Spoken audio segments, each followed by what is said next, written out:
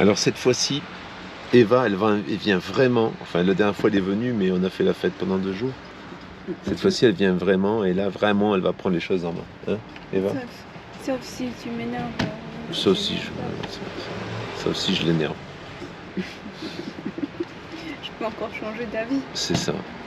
Bon, là, il ne reste plus beaucoup de temps, parce que là, demain matin, je repars là-bas, puis Eva me rejoint l'après-midi avec sa voiture. Qu'est-ce que tu dis à la famille?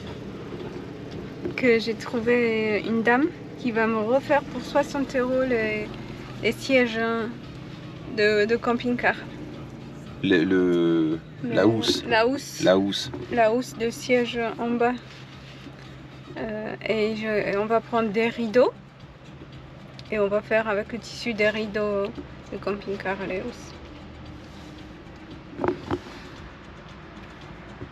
Comme ça, on va laisser cette ambiance vintage, parce que tout changer, c'est trop compliqué. Puis les tissus sont en bon état quand même sur le canapé et le reste. On va nettoyer et voir ce que ça donne. On va monter les lampes LED qu'on a achetées. Parce qu'on a acheté des lampes LED avec les prises USB dessus. Je vais enlever le marchepied. Je vais dessiner la plaque, une petite plaque en plastique pour boucher le trou là, du bouton. Faut que tu enlèves le marchepied. Le marchepied qui est devant, il sert à rien. Ah.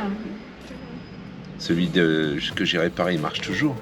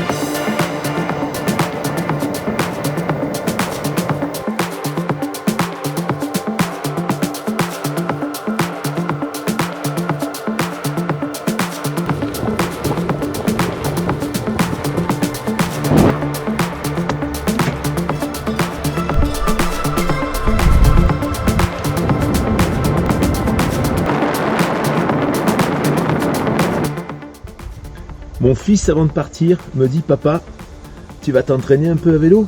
J'ai dit « Oui ». Il dit « Papa, tu vas filmer ?» Il veut contrôler. Je lui ai dit « Oui ». Alors je m'exécute. Je vais rouler un peu à vélo, je vais rouler une petite heure. Là, il est 7h10, il fait très chaud. Hein. Donc la journée, c'est un peu compliqué.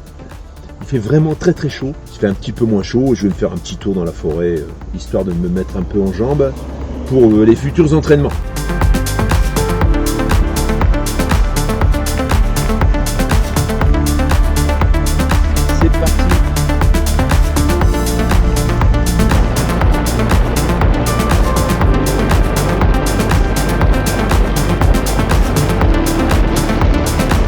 Franchement, là c'est la plus belle saison là. Septembre, il y a des couleurs. Regarde ça. Bon, j'en chie quand même. Hein. Mais moins que la première fois. Alors il n'y a pas personne devant là. Je roule un peu à la vitesse que je veux.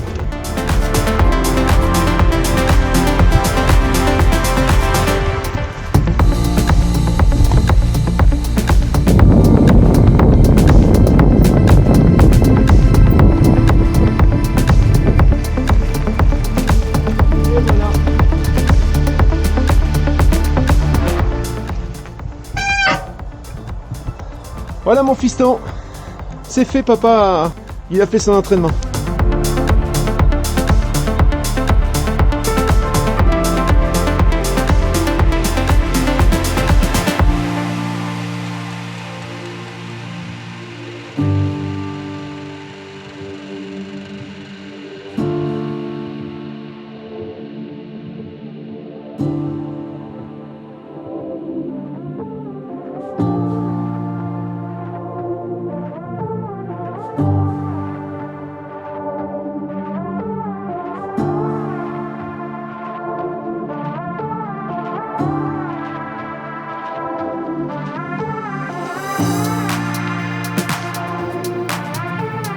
Bonjour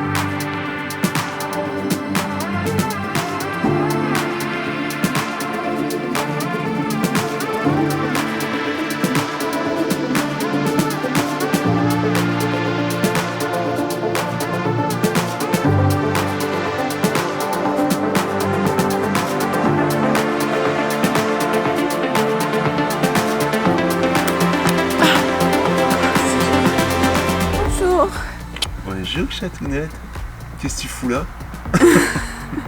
Je squatte. Je fais la squatteuse. Et toi, qu'est-ce que tu fais là à côté de ma maison? Moi je suis un beatnik. Moi c'est le hippie des villes. Tu vois? Hippie de Charolles. C'est ça. Ah, c'est joli. Tu veux pétiter ma chatounette? Oui. Mais je veux ma yerba mate. Je te donne ma yerba mate. Ah, ma yerba mate de maté, j'amène l'eau chaude. J'amène l'eau chaude, t'amènes le thé, d'accord? Eva est réveillée, Miquette plutôt est réveillée. Miquette, là, elle a mis son pyjama, Miquette. Ça va, Miquette? Ça va. Des Schneur, on appelle souvent les chiens, tous les chiens s'appellent Miquette, dans le Nord. Et j'ai mon yerba mate avec ma cuillère. Voilà, yerba maté, j'ai chauffé l'eau, hein, c'est moi l'intendance. La cuisine, le wagon restaurant, il est à côté. Alors, j'ai pas beaucoup dormi, il y avait beaucoup de bruit dans ce bled. Les vaches et tout, hein, beaucoup de bruit. C'est pas l'âne, t'as pas entendu l'âne? C'est une vache, c'est pas une vache, c'est un bœuf ou un taureau, je sais pas. C'est pas un âne. C'est pas un âne, Non. ça fait le bruit d'un âne. Non. Ah, ça, je l'ai pas entendu. Ah, ça, elle le fait bien, hein. T'as vu comme elle fait bien l'âne? Ah oui. Bah écoute, on va boire notre petit café chaud, service 4 étoiles.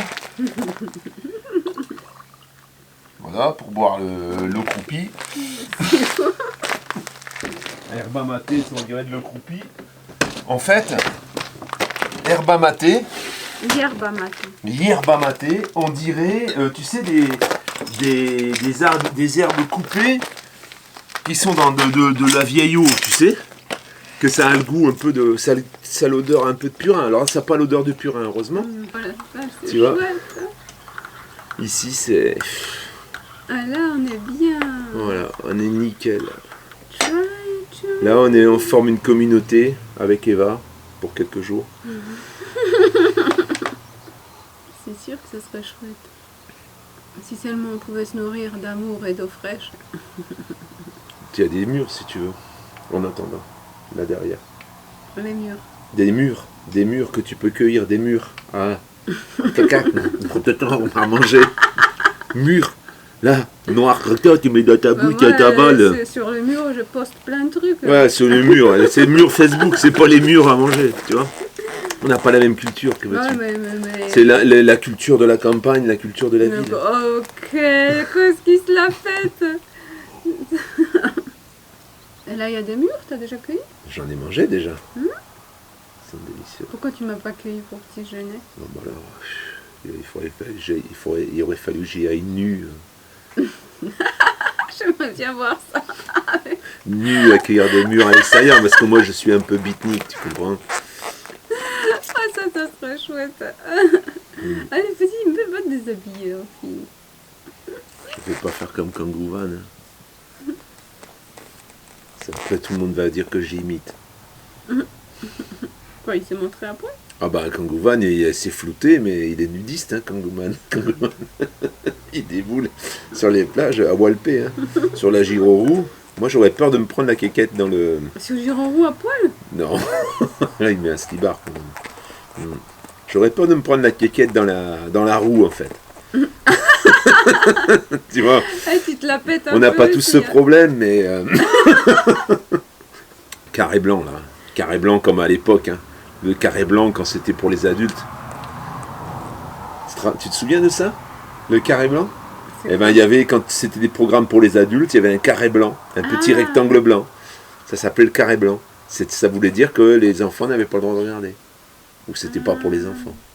Dans je sais pas combien de temps, il y aura le soleil ici. Là, à partir de midi et demi, 1h, le soleil il vient comme ça, là, ici.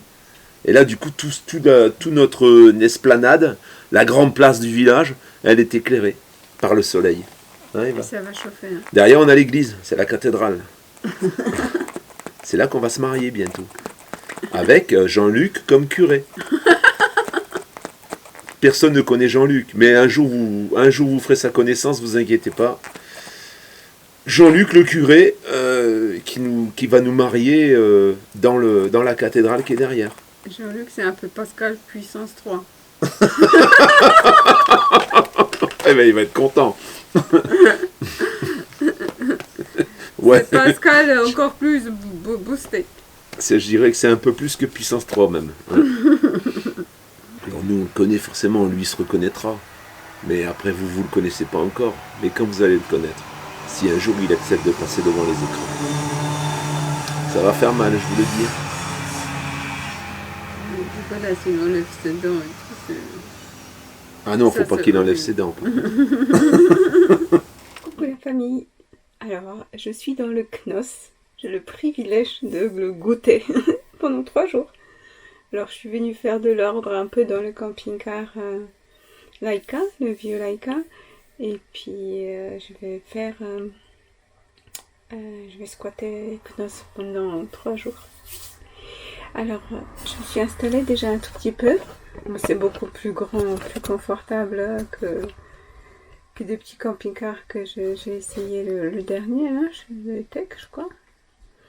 Je vais vous montrer un peu. Je me suis installée un tout petit peu déjà. Bah, là, ce qui est chouette, c'est que pour se maquiller, pour les femmes, pour se coiffer, le miroir à l'entrée, c'est top parce que il y a une très très bonne lumière à la journée.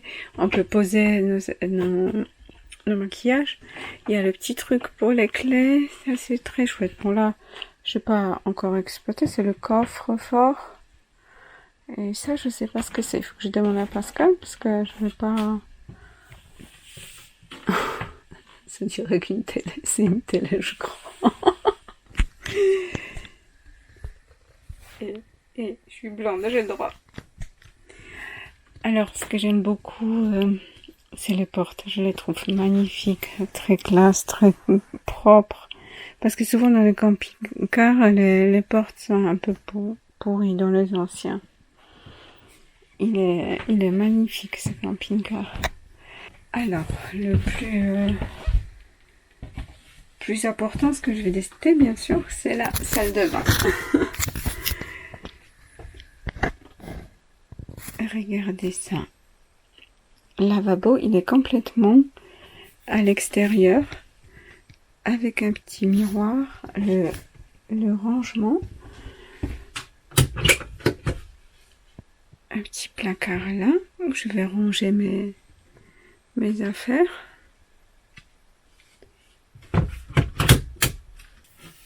Voilà, ça y est, je trouve la lumière.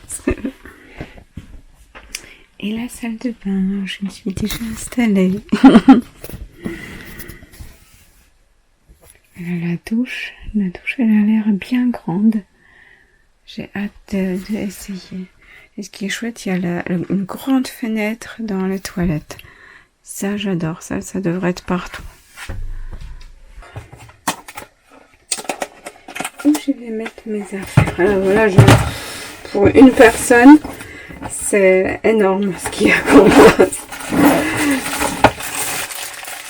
Pour des en général, les messieurs, ils ont moins d'affaires que les femmes.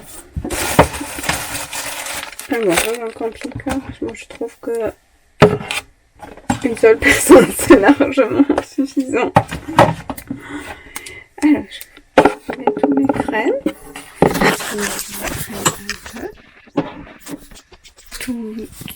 Toute la place qui... Un peu ce que ça fait avec les produits, ça donne plus idée de la grandeur de placard. Il y a des petits trucs, on peut accrocher des choses et puis on peut poser gel douche. Ça, c'est super bien. C'est bien quand même, globalement c'est bien pensé. Ce que j'aime pas, mais je crois que ça on retrouve un peu dans tous les camping-cars, c'est... Je suis pas sûre, mais je crois qu'à chaque fois, bah, ça se ferme pas. Chaque fois, il faut appuyer. Je pense qu'à long terme, ça me saoulerait. Pour l'instant, c'est la seule chose qui me dérange un peu, c'est ces boutons. Voilà, un peu, j'ai mis un peu mes produits, mais il y a 3 étages, hein. Il y a de quoi faire. Tout casé. C'est super pratique. Franchement, j'aime beaucoup. Là, ce principe que la salle de bain est à part, c'est vraiment chouette. Parce que ça fait plus spacieux, on n'est pas obligé de se serrer. Et là, regardez tout ce qu'il y a. Je peux mettre là. Oh la vache, ça s'ouvre de deux côtés. Je découvre en même temps que vous. Mais c'est énorme. La place qu'il y a, la salle de bain, vraiment, j'aime beaucoup. Et là, encore, il y a un petit truc pour accrocher la serviette. Si, il y a des petits trucs pour accrocher. À force de tester tous les camping-cars, je vais devenir spécialiste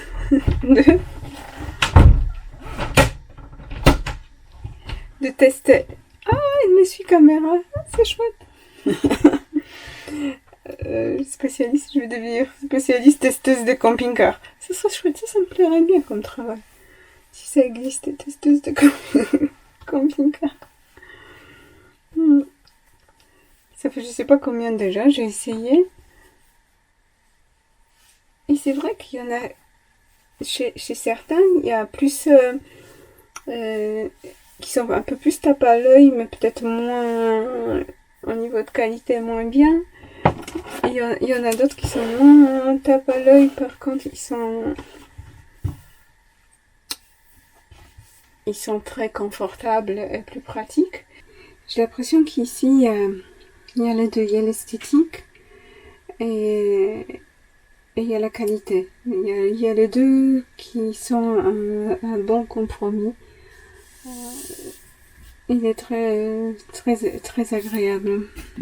C'est sûr que ceux qui ont le permis de poids lourd, ils ont de la chance de pouvoir avoir ce choix, plus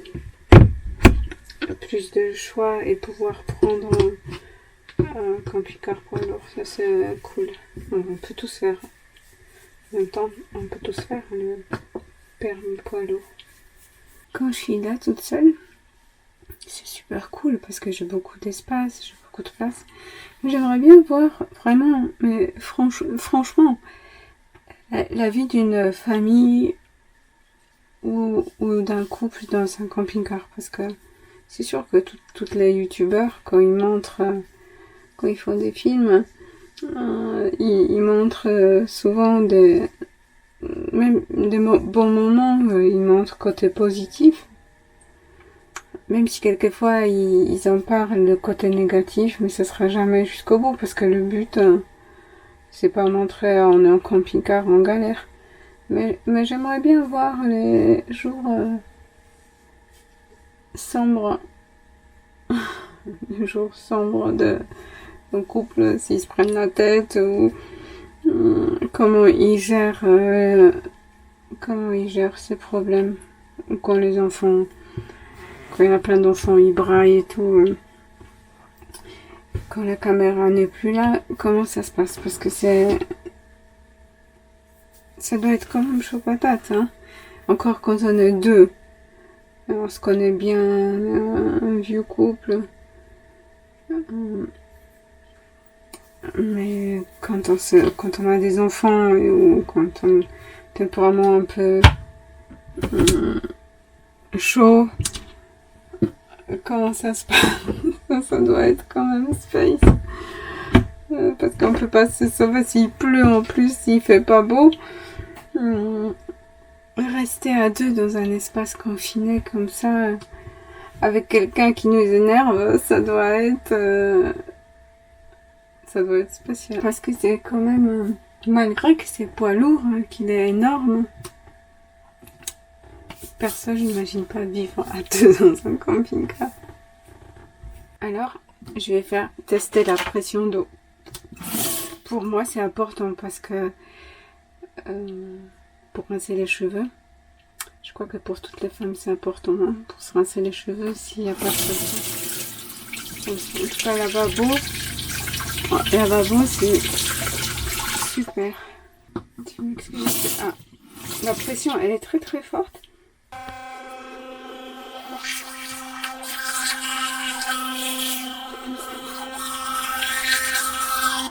Tadam! Ça y est, je vais tester la douche. Mon endroit préféré. La douche a l'air assez spacieuse, comme je vous ai déjà montré. C'est assez grand. Il y a les toilettes. Il y a le chauffage qui est bien tiède chaud. Il y a une jolie lampe. Et puis voilà. Ah, dedans ça se forme mieux. Résumons. Bah, l'espace super. La pression d'eau super. Douche confortable. Bon, les portes, moi à leur place j'aurais fait coulissantes. Ça prendrait moins de place, ce serait moins encombrant. Mais par contre, pourquoi j'ai fini à l'eau froide, ça je pense que c'est Pascal qui m'a réglé quelque chose exprès pour que je gaspille pas d'eau. À tous les coups, ça doit. Je soupçonne quelque chose comme ça. Alors, ça y est, je suis au lit. Le matelas, il est très confortable, ferme et mou. C'est super sympa. Et puis l'endroit, il est très chaleureux, avec les petites lumières le soir. C'est bien, je suis bien. Dans mon dodo. Si je vais encore parler avec Pascal. Et c'est vrai que souvent ces camping-cars sont faits qu'il y a des choses qui sont pas parfaites jusqu'au bout. Et c'est vrai que ça serait chouette s'ils faisaient ce genre de test, de donner les camping-cars à laisser à des gens utilisateurs normaux de tous les jours, et que en fonction de ce qu'ils ressentent, améliorer. Je pense pas que ça les intéresse. Sur ce, je vous souhaite une bonne nuit. Ciao, ciao.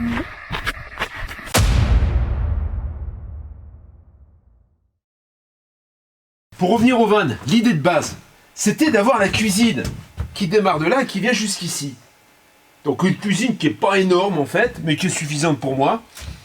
Et d'avoir la cabine de douche, tu vois, qui fait cette largeur là, qui démarre donc après, et qui vient jusqu'ici, où là on aura le lit qui va faire un débordement comme ça. Donc on a les toilettes ensuite, tu vois, qui sont là, et qui par un système de rails rentrent sous la soute, avec un rideau ensuite, et du coup ça fait un espace douche important. Bon, alors il y a plusieurs problèmes. Voilà, déjà là, si je veux avoir une banquette, en fait je voulais avoir une banquette qui arrivait jusqu'au lit. Ça fait quasiment 3 mètres de banquette presque. Hein. Ce qui est un peu, je pense, trop. C'est trop grand. Et en plus, lorsque je vais être assis dans ma banquette, ici, au fond, avec les jambes allongées, pour regarder la télé par exemple, si j'ai ma porte ouverte, je ne vais pas vraiment être en face, je ne vais pas vraiment voir le paysage par exemple. C'est un véhicule qui est censé être un véhicule urbain, mais bon, on ne sait jamais. Donc, je me suis dit, est-ce que c'est judicieux d'aller mettre ce bac à douche à cheval, même s'il va y avoir un double plancher, que ça va rehausser légèrement, il y aura quand même le passage de roue. Et du coup, la douche, c'est clair qu'on aura la place, mais il y aura quand même ce... Alors, je me suis dit, est-ce qu'il ne serait pas plus judicieux de faire passer la douche ici? Ça veut dire la faire arriver avec les mêmes dimensions, comme ça. Alors par contre, il y vrai qu'après, le problème, c'est qu'en ayant une douche large, il faut aussi faire le calcul du passage, et il ne faut pas que ce soit non plus trop étriqué. Donc il faut que je le refasse, que je le remodélise sur le logiciel. Donc c'est quelque chose que je vais quand même essayer. Donc d'avoir le bac à douche qui démarrerait par exemple un peu plus loin par là, et donc de réduire la partie salon, salle à manger, table, etc.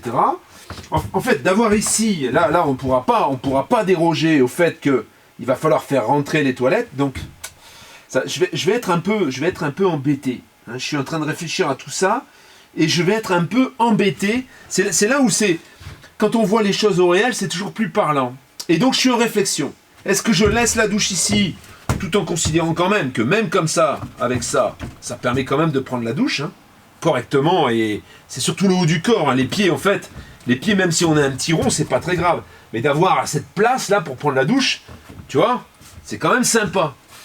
Est-ce que je la laisse là, et qu'à ce moment-là, plutôt que de faire arriver la banquette jusque là, ben je l'arrête un peu avant. Le problème c'est que si je l'arrête avant, de faire arrêter la banquette avant, et ici, de pouvoir passer, d'avoir un espace pour pouvoir monter dans le lit, à la limite.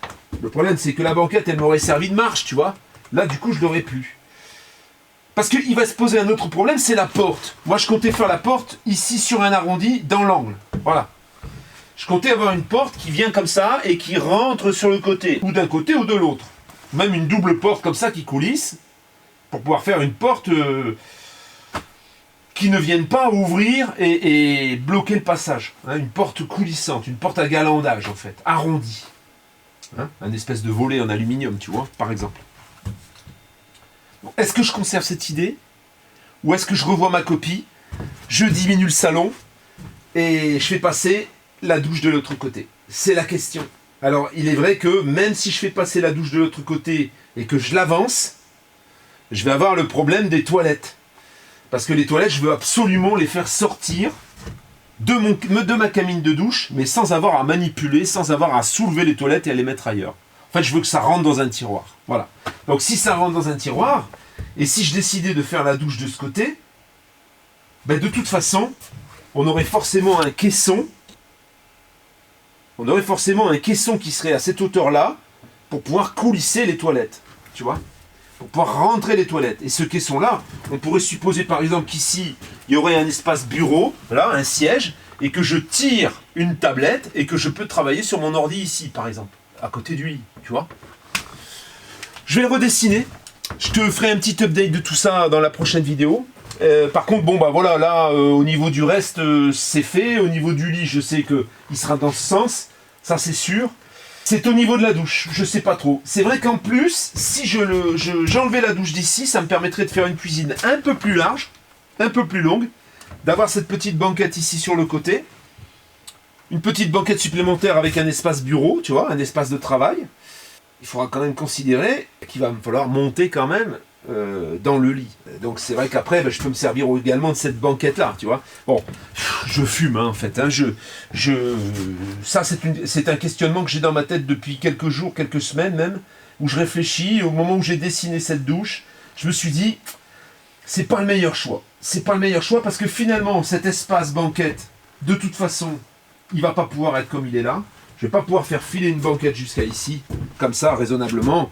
Puis c'est inutile d'avoir une banquette pareille. Alors c'est sûr qu'en dessous, on peut ranger, on va organiser, il va y avoir le frigo, il va y avoir tout un tas de choses qui vont être à plat, encastrées en dessous des banquettes, mais je pense que la douche serait mieux de ce côté. En plus, ce serait mieux réparti au niveau des volumes, au niveau du poids. Voilà mon questionnement. Donc je suis en train de réfléchir et je te donnerai la réponse dans le prochain épisode.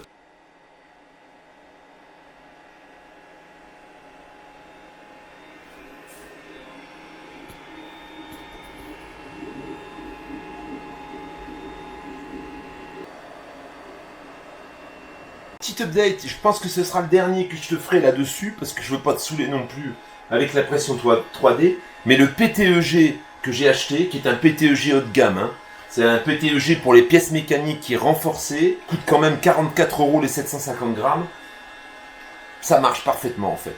J'ai pris une programmation sur Cura, le logiciel, qui correspond à un autre PTEG, parce que celui-ci n'est pas référencé. Je sais pas si ça doit être le fruit du hasard, mais ça marche super bien. Alors le seul problème, c'est que je suis parti sur un radeau, et ce radeau s'est décollé sur les bords. Donc tu vois, pour améliorer l'adhérence, j'avais mis un scotch de masquage. Alors peut-être j'aurais dû le mettre sur l'autre face, parce que là la face est un peu granuleuse. Et donc au départ, peut-être 1 cm après le début de l'impression, 1 cm à hauteur, et bien ça a commencé à se décoller sur les bords. Je pense que le prochain, je vais l'essayer sans le radeau, parce qu'apparemment, et je vais changer mon plateau, puisque j'ai un plateau en Ziflex, donc je vais changer la couche d'adhérence du plateau pour avoir quelque chose de plus performant. Mais en tout cas, ça a l'air assez convaincant. Il faudra mesurer ensuite les dimensions des trous que j'ai prévus pour voir si on respecte plus ou moins les 20 mm. De toute façon, c'est un plastique qui s'usine. Tu peux usiner ce plastique. Ensuite, avec une fraise, ça va pas faire comme le PLA. Le PLA, ça fait comme du chewing-gum. Tu sais, quand tu passes une petite machine rotative pour le poncer, ça fait du chewing-gum. Alors que là, d'après ce que j'ai lu, tu peux l'usiner avec des machines, tu peux percer, tu peux faire du taraudage, etc. Toujours sur mon impression 3D, où j'ai gaspillé un peu de la bobine à 56 € le kilo, je crois, ou 58 € le kilo. J'ai calculé le prix au kilo et c'est pas donné. Par contre, c'est vrai que c'est une bobine de PTEG renforcée, mais qui est prévue à la base pour une imprimante spécifique. Alors, ça a été un petit peu difficile de gérer les paramètres, mais je pense que j'ai résolu quelques problèmes. On va voir si l'impression va jusqu'au bout. En fait, comme tu peux le voir, il y a eu pas mal de tests. Tu vois, ça. Le souci, alors là j'ai mis du papier, j'ai retourné le plateau, j'ai mis du papier parce qu'auparavant j'avais essayé avec de la colle, ça n'a pas fonctionné. J'avais essayé le papier autocollant, mais de l'autre côté, le plateau étant un peu granulé, l'impression est quasiment allée au bout malgré tout, mais le papier a fini par se décoller avec la chaleur et du coup, voilà, je suis pas arrivé au bout de ma pièce en fait, tu vois, elle n'est pas finie, il manque la pointe. Par contre, la finition de ce filament, c'est magnifique. C'est vraiment la qualité du filament compte pour beaucoup. C'est du PTEG. Et en fouillant, en principe, la température du plateau, c'est entre 70 et 90 degrés pour le PTEG. Sauf que celui-ci, j'ai réussi à trouver les prescriptions du constructeur. Normalement, c'est 30 degrés le plateau. Alors du coup, là, j'ai démarré une impression avec du papier de masquage et un plateau à 30 degrés en mettant une couche comme je sais plus qui m'a mis un message dans les commentaires, en mettant une couche un peu plus resserrée au début, un peu plus resserrée du plateau. Il faut que la feuille elle gratte bien au réglage. Et alors en réglant tout ça, en re-réglant mon plateau, je me suis rendu compte que le support de buse là, qui coulisse sur le rail avait du jeu, et un jeu quand même relativement important. Donc j'ai réglé ce problème là aussi, c'est peut-être ce qui aussi faisait capoter mes impressions. Là ça a l'air de bien coller. En plus il paraît que le PTEG est réputé pour vraiment coller au support, vraiment coller au plateau. Donc je comprenais pas bien. Là j'ai l'impression que ça va bien se passer, on va voir. 14 heures d'impression, je te tiendrai au courant à la fin. Je vais arrêter de te montrer mes pièces en détail parce que mon père me dit, mais Pascal, parce que mon père a déposé des brevets, il me dit, ton système, il faut regarder à l'INPI si ça existe, mais si ça n'existe pas, il faut que tu demandes à le faire breveter. Il me dit, parce que c'est assez simple maintenant, ça peut se faire en ligne, mon père a déposé des brevets déjà. Et il dit, au moins tu protèges ton... Alors c'est pas contre toi, à la limite tu vas imiter, tu vas imprimer ce que moi j'ai fait, je m'en fous. Mais ça m'embêterait qu'il y ait un industriel qui prenne le truc et puis qui commence à faire des meubles, parce que les meubles pour le van, il est vrai que ça n'existe pas. Acheter des meubles modulables, adaptables à ce que tu as comme van, je connais pas, je connais pas ce type de mobilier. Il y a des caissons quelquefois carrés ou des choses comme ça que tu peux trouver, mais spécifiquement il n'existe rien. Donc je vais tenter, ça ne veut pas dire que je vais me renseigner, je vais tenter d'avoir un brevet éventuellement sur ce que j'ai imaginé, et on verra si déjà ça n'existe pas, si ça a déjà été fait, et si c'est faisable bien sûr. Donc je vais essayer je vais te rendre compte sur l'impression, mais je vais mettre un peu en stand-by ce que je te montre, parce que voilà, s'il y a quelque chose à faire, surtout que moi par rapport à ma situation, je ne paierai pas ce brevet en fait. Ce ne sera pas payant pour moi, hein, parce que l'INPI fait quelque chose pour les gens comme moi, leur facilite un peu la possibilité de breveter quelque chose. Et normalement, ça ne coûte rien ou pas grand-chose, parce que c'est de l'innovation. Suite et fin de ce que j'ai à te dire sur l'imprimante 3D. Parce qu'ensuite, je vais arrêter d'en parler, parce que déjà, voilà, c'est assez technique, et puis il y a pas mal de gens qui ne suivent pas, mais je donne plutôt des petites nouvelles par rapport à tous ces gens qui m'ont donné des renseignements qui m'ont vraiment aidé. Donc, j'étais parti sur du PLA. Alors au départ, j'étais parti sur un angle un peu spécial. Bon, je ne vais pas te détailler un peu l'idée, parce que j'ai dû te dire plus haut, ou je te dirai après pourquoi. Ensuite, j'ai essayé avec du PLA. Je me suis rendu compte que... Alors déjà, on m'a dit que ça ne supportait pas la chaleur et que ça se déformait à la chaleur au-delà de 50 degrés. Hein. En plus, bon, il y a beaucoup de rétrains, et du coup, les trous que tu prévois à 20-20, ils ne font pas du tout 20-20. Donc, je suis passé au PTEG. Et là, je suis passé sur du PTEG haut de gamme, renforcé. Et ça veut dire que ça supporte vraiment beaucoup plus qu'un PTEG classique. C'est un peu comme ça s'approche un peu de l'ABS par rapport à ce que j'ai compris. Je me suis rendu compte qu'il y avait du rétrain aussi, et que du coup, ce que je prévoyais en 20-20, je perdais environ, je crois que c'est à peu près 10% par rapport à la taille que j'avais prévue initialement. Et puis tu vois, ça n'a pas collé au plateau. Je l'avais fait sur un radeau et puis sur un support, je l'avais mis dans ce sens, et arrivé presque à la fin, ça s'est décollé. Alors, ça s'est décollé pourquoi? J'avais mis du papier, parce qu'il paraît que ça adhère beaucoup mieux, et c'est vrai. J'avais mis du papier sur le plateau côté rugueux. Et avec la rétraction de la matière, parce que la matière, elle se rétreint en refroidissant, et ça m'a décollé le papier, et au bout du compte, ça aurait pu presque finir la pièce, sauf qu'un peu avant la fin, tu vois, il restait pas grand-chose. Ça s'est arrêté. Donc, j'ai refait une pièce. Cette fois-ci, je l'ai pu incliner de la même façon pour avoir moins de support. Et là, je suis arrivé au bout. Je suis arrivé au bout parce que j'ai retourné mon plateau. Je l'ai mis côté face à lui, et j'ai remis ce scotch de masquage. Ça tient super bien, ça accroche vraiment.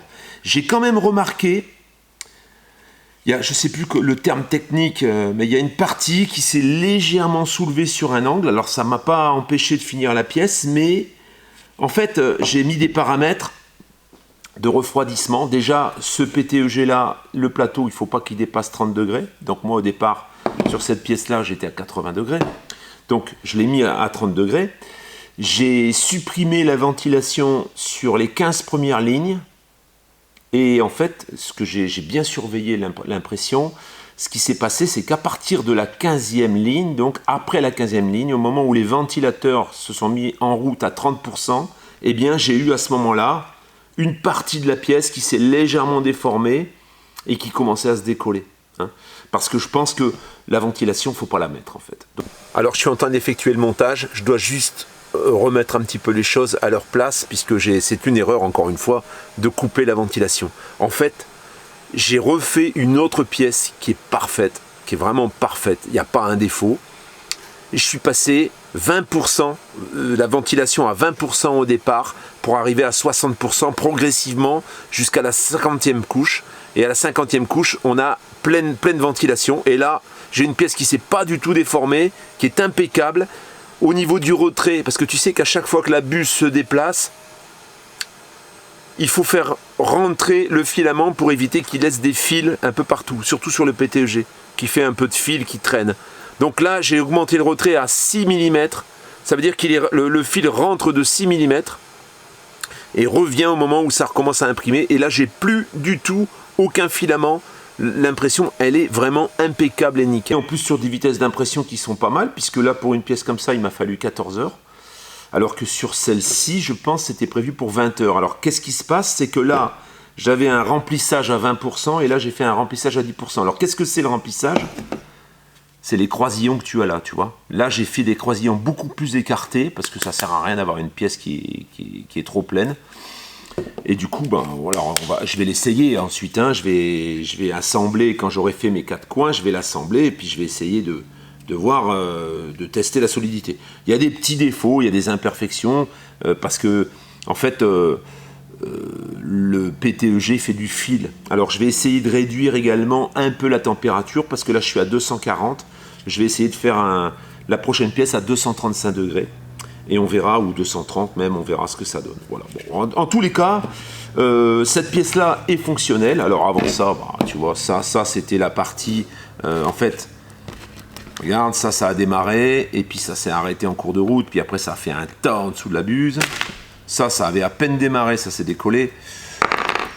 Voilà, j'en ai fait un peu du test, hein. Surtout que bon, la matière n'est pas donnée quand même, elle est à 58 € le kilo. Une pièce comme ça, elle me revient à un peu moins de 10 €. Voilà, parce qu'en fait, le logiciel calcule le prix, le coût de revient d'une pièce. Et 9,70 € pour une pièce comme ça, pour un an. Donc, en faisant 4 angles pour faire un meuble, bah, ça me reviendra à une quarantaine d'euros, on va dire. Hein. Voilà, un peu moins de 40 € pour avoir quelque chose. On verra hein, esthétiquement comment ce sera, mais si c'est fini comme ça, ça va être pas mal en fait. Et alors là, les dimensions, par contre, j'ai tenu compte également de ce qu'on m'a dit dans les commentaires. J'ai appliqué un coefficient.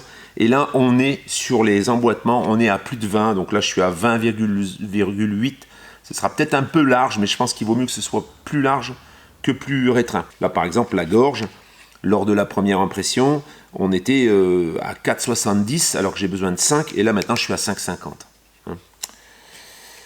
Voilà la famille, c'était l'update, je ne vais plus en parler parce que bah, pour les raisons que je t'ai évoquées.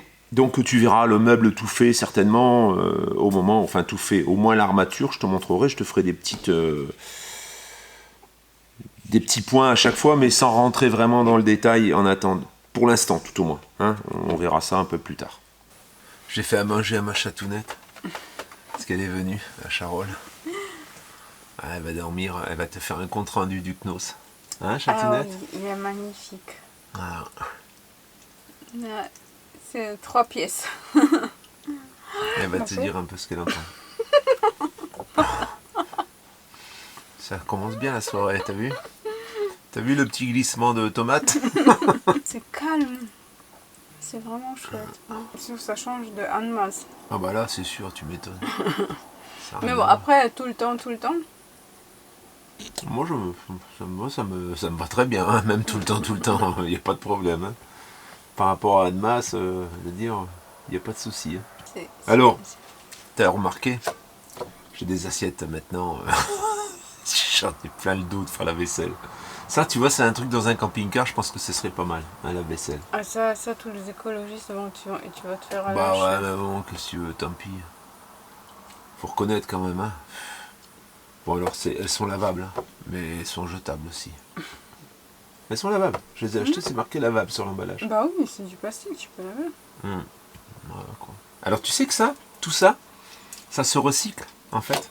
Tu savais que ça se recycle et ils font avec ça, ils font du fil pour imprimer, pour les imprimantes 3D. Ah bon? Ouais, avec les bouteilles en plastique, avec tous ces matières-là se recyclent en fait. Ça, si je veux faire du filament moi-même, je peux le faire. Sur YouTube, il y a plein de tutos comme ça pour faire ton propre filament. D'accord. Tu les fais fondre avec un briquet? Je sais pas ce que tu fais, mais bon, tu veux faire une pièce, on a pour 3 ans. Mais en attendant, ils recyclent ça et ils font du... Ouais. Alors la famille, tu l'as compris, Eva est là pour quelques jours, hein Eva? Oui. 3 jours. Donc, qu'est-ce qui va se passer? On va travailler sur le Leica, donc on va te faire quelques images, tu en verras une partie mardi certainement. Mardi, je vais également te raconter, il y en a certains, il y en a beaucoup qui vont commencer à aller dans les salons pour commander les véhicules neufs. Alors, je vais te faire un petit récap de ce qu'il faut éviter. Alors, pas les marques qu'il faut éviter, tout ça, je ne vais pas rentrer dans ce sujet-là. Mais par contre, je vais essayer de te briefer avant que tu y ailles pour te donner un petit peu les pièges dans lesquels tu peux tomber. Ça veut dire que dans un salon, on prépare tout pour que tu craques. Et je vais te faire quelques mises en garde. Voilà, tout ça, ce sera dans la vidéo de mardi. Ah ouais, ça Ça c'est pas mal. Parce que j'y ai pensé là. Bon, nous on n'y sera pas au salon, mais de toute façon peut-être on se serait pas trouvé. C'est pas le problème. Mais par contre, on se rend compte depuis un bon moment que les véhicules sont créés pour être vendus sur des salons. Hein. Il y a la poudre aux yeux.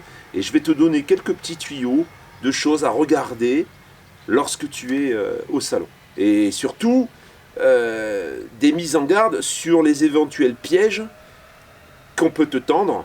Alors, c'est pas vraiment un piège mais des petits pièges quand même de vendeurs qui veulent faire du volume, quoi. Voilà. Et d'éviter de tomber dedans, surtout. Eva, alors on te montrera aussi des images, parce que Eva va dormir 3 nuits dans le CNOS, et puis à la fin des 3 nuits, on te fera un petit récap. Voilà la famille, et ben écoute, il nous reste à te souhaiter un bon dimanche soir, puisque comme tu l'as remarqué, la vidéo est en retard. Parce que je voulais en fait intégrer, parce qu'il y en a plein qui disent, mais Eva, elle n'est pas dans les vidéos. Donc là, si j'avais encore sorti une vidéo sans Eva, je crois que vous m'auriez fait un procès. Donc du coup, on a dit, on va attendre qu'elle arrive. Mais là, ce que j'ai filmé hier soir, ce sera dans ce sera dedans, ouais. Ah, alors je voulais juste dire, parce que hier je vous ai dit que la chasse d'eau, il n'y avait pas d'eau dans les toilettes. Et puis Pascal, il a trouvé, Pascal MacGyver.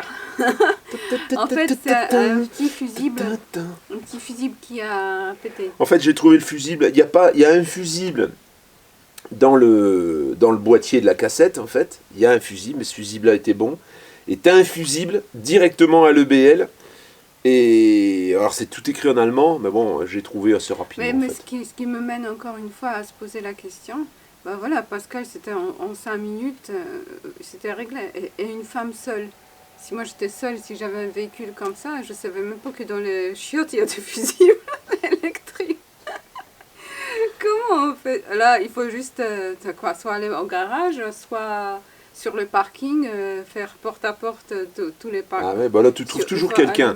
En fait, une femme qui est sur une aire de stationnement de camping-car, elle trouvera toujours un homme qui va venir et qui va regarder à sa place. Alors quelquefois, il te met plus en panne le véhicule que ce qui t'a réparé. Il arrive qu'il y a des gens qui disent, attends, ils voient la nana, ils disent, t'inquiète pas, je vais regarder, et puis ils savent pas. Mais dans la plupart du temps, les camping-caristes connaissent bien les véhicules. C'est pas toujours comme ça. On s'imagine toujours qu'une femme seule, mignonne, elle a toujours de l'aide. Ça dépend. S'il y a des hommes seuls, célibataires dans le coin, oui, c'est sûr. Mais moi, une fois, j'étais à la plage avec mon paddle gonflable à la main. Il n'y avait que des gars en couple. Les dernières barres pour gonfler le paddle, c'est infaisable. C'est du béton presque pour une femme. Hein. Personne ne se levait pour m'aider. Hein. Bah non, parce que là, s'il y en a un qui se lève pour aller l'aider, sa femme, elle prend la carabine et bah elle la dégage de suite. Hein. Du coup, mais je pense, si tu es garé par exemple au milieu de nulle part. Mais les anciens, ils s'en foutent. Hein. Leur femme, elle est jalouse. Non, je veux dire, si tu es sur un parking de camping-car, ça va. Il y a du monde. C'est sûr que si tu es au milieu de nulle part, bah, tu fais popo dehors. Tu peux plus tirer la chasse. Ouais. J'en reviens aussi au fait que c'est bien qu'on puisse essayer tout ça, en fait, au réel, comme ça nous permet de gérer des petits soucis comme ça, parce que le véhicule, il est resté quelques mois, je crois, 2 mois, peut-être 2 mois ou 3 mois à l'arrêt, et quelquefois, en effet, il peut y avoir des petites choses à remettre au niveau, quoi. Voilà. Donc c'est pas plus mal, c'est très bien qu'on puisse un peu faire des petits tests comme ça. Voilà la famille, bon, allez, on a fini. On te dit bonne semaine, à mardi, et... Hein, voilà. Voilà. Hein? Qu'est-ce que t'en penses? Inch'Allah. Non, ils vont dire que c'est religieux. Moi, à chaque fois qu'on m'a dit Inch'Allah, je sais pas pour dire, hein, mais à chaque fois que j'ai vendu des camions à des Africains, ou à... Tu vois, je vendais beaucoup de véhicules là-bas, hein, en Afrique, sur le continent africain. Il me disait, je te paye mardi, Inch'Allah. S'il disait Inch'Allah, mardi, zob la moustache, hein, mardi, tiens. Et alors après, au bout d'un mardi... T'as pas dit quel mardi. C'est ça. Et au moment où il paye, il fait bien attention de payer mardi, en fait. Hein. Il te dit, ben, je t'avais dit mardi. Quand tu dis, mais... Tu vois? Mais pas, tu sais pas quel mardi. C'est Inch'Allah. Allez, ciao la famille. À mardi. Regret it all.